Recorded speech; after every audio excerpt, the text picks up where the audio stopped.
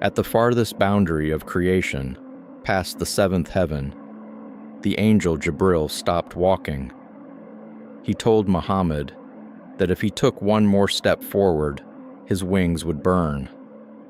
The being who had accompanied Muhammad through every layer of the sky could go no further. Muhammad stood at the edge of a tree covered in light that no living creature could describe, and he went forward alone. So how does a man from a desert trading town end up at the literal edge of the universe, standing where no human or angel had ever stood before? It starts with the worst year of his life. Mecca, 619. Muhammad's wife Khadijah had just died. She was the first person on earth to believe him when he came down from a mountain trembling, saying an angel had spoken to him. 25 years of marriage, and she had funded the early Muslim community out of her own pocket when nobody else would. Now the house was quiet. His uncle Abu Talib died shortly after. Abu Talib never converted to Islam, but he had used every ounce of tribal authority to keep Muhammad alive. Without that shield, Muhammad walked to the mountain town of Taif, hoping to find new allies.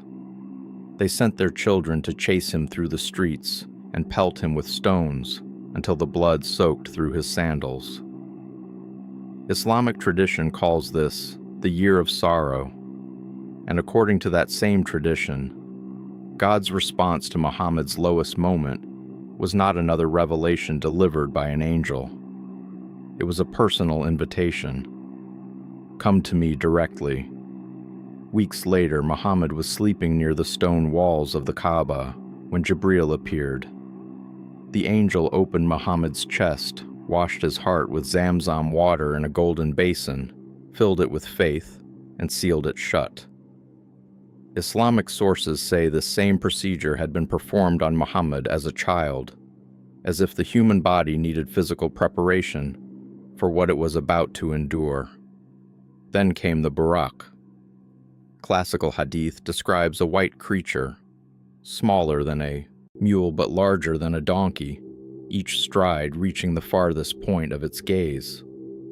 When Muhammad approached, the Buraq flinched. Jibril placed a hand on its mane and said, "Are you not ashamed? No one more honorable in the sight of God has ever ridden you." The animal broke into a sweat and held still. They crossed 600 miles of Arabian desert in a single night and arrived at the Al-Aqsa compound in Jerusalem, the same ground where Solomon's temple once stood and where the golden dome of the rock stands today. Inside, every prophet who had ever lived was already assembled: Adam, Ibrahim, Musa, Isa. Muhammad walked to the front and led them all in prayer on the single most contested piece of ground on earth. But Jerusalem was only a stop. The real destination was above it. Jibril brought a ladder of light with steps alternating between gold and silver, stretching from the rock in Jerusalem straight into the sky above the ancient city. Muhammad began to climb. The first heaven opened like a gate. Inside, Muhammad found Adam sitting with masses of souls to his left and his right. When Adam looked to the right, he laughed. When he looked to the left, he wept. The souls on the right were bound for paradise. The ones on the left were not. The first human being, still watching over every descendant he had ever produced. But the heavens were not just a procession of greetings. Each level carried a message, and the prophets inside them were placed with precision. In the second heaven, Muhammad met Isa and Yahya, the figures Christians call Jesus and John the Baptist. Islam places Isa in the second heaven, not the seventh. That single detail is one of the sharpest theological lines between the two religions. Honored, elevated, but not the final word. The third heaven held Yusuf. Muhammad described him as having been given half of all beauty. Not half of human beauty, half of all beauty in existence. The boy thrown down a well by his own brothers. The slave who interpreted a king's dreams inside an Egyptian prison and rose to become the most powerful minister in the land. The fourth and fifth heavens held Idris and Harun. Idris, the prophet the Quran says God raised to the sky during his own lifetime. Harun, the older brother of Musa, described in the hadith as more loved by his people than any prophet before or after. Both wept when Muhammad reached their gates. But the sixth heaven is where the emotional weight of the entire ascension lands. Musa looked at Muhammad and broke down. He said, "I weep because a young man sent after me will see more of his followers enter paradise than mine." Musa had parted the Red Sea. He had carried stone tablets down from Mount Sinai. He had wandered the desert with his people for 40 years. And a man from a small Arabian trading town was about to surpass all of it. Remember that reaction. It comes back. The seventh heaven. Ibrahim, the patriarch, leaning against the Bayt al-Ma'mur, a structure built directly above the Kaaba in Mecca. 70,000 angels file into this celestial house every single day to worship. None of them ever return. A new 70,000 arrive the next morning. Ibrahim's message to Muhammad was simple. Tell your people that paradise has rich soil and sweet water, but the ground is empty. Plant trees in it through praise and remembrance. Now, past the seventh heaven, Muhammad reached the place the cold open already showed you. The Sidrat al-Muntaha, the Lode tree at the boundary of all creation. When divine light covered it, the classical narrators gave up trying to describe what it looked like. They simply said no creature of God could put it into words. Jibril stood at the base of the tree and went no further. Muhammad crossed the boundary alone. The Quran covers what happened next in just a handful of verses from Surah An-Najm. He drew near, a distance of 2 bow lengths or closer. God spoke to Muhammad directly, no angel between them, no intermediary of any kind. And the central command from that encounter was salah, prayer, 50 times a day. Muhammad accepted and began descending through the heavens. But when he passed back through the 6th level, Musa stopped him, the same Musa who had wept. He asked what God had commanded. 50 prayers. Musa shook his head. Go back to your Lord and ask for a reduction. Your people cannot bear it. Muhammad went back.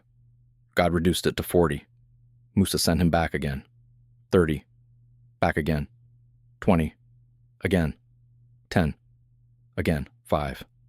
Musa told him to go back one more time. Muhammad said, I have asked my Lord until I am ashamed. I am satisfied. And I submit. A voice declared the command was final. 5 prayers daily, but with the reward of 50 for whoever performed them faithfully. That back and forth between a prophet in the 6th heaven and a man returning from the throne of God reads like a negotiation in a government building, not a miracle story. And Musa, the one prophet who had watched his own people melt their jewelry into a golden calf the moment he left them alone on a mountain, understood better than anyone what happens when you ask too much of a congregation. Muhammad returned to Mecca before dawn. Same bed, same city. He told people what happened, and the Quraysh burst out laughing. Some Muslims who had recently converted abandoned the faith on the spot. A round trip to Jerusalem and 7 heavens in a single night was too much. Word reached Abu Bakr. People expected Muhammad's closest companion to crack. Abu Bakr asked one question. Did Muhammad say this? They said yes. Then I believe him. I believed him when he said revelation came from the sky. Why would I doubt him about a journey through it? That answer earned Abu Bakr the title As-Siddiq, the the confirmer of truth. The Isra and Mi'raj did not convert Mecca. Within 3 years, Muhammad would abandon the city entirely and migrate to Medina, the event that reset the Islamic calendar to year 1. But the night journey left something permanent behind. The 5 daily prayers, which over 1 billion Muslims perform on prayer mats around the world today, trace back to that negotiation past the Lote tree. Every standing, every bowing, every prostration reenacts a command handed down during the only meeting between a human being and God, with no angel in the room. Ibrahim leaning against a heavenly Kaaba, Musa weeping over what his people had failed to carry, Isa standing in the second heaven, Adam laughing and crying over the fate of his children, and Muhammad, past the farthest tree, receiving 5 prayers that carried the weight of 50. If you want to understand what happened to Muhammad's tomb after his death, and why there is a controversy over it that stretches across 14 centuries, that video is on screen now.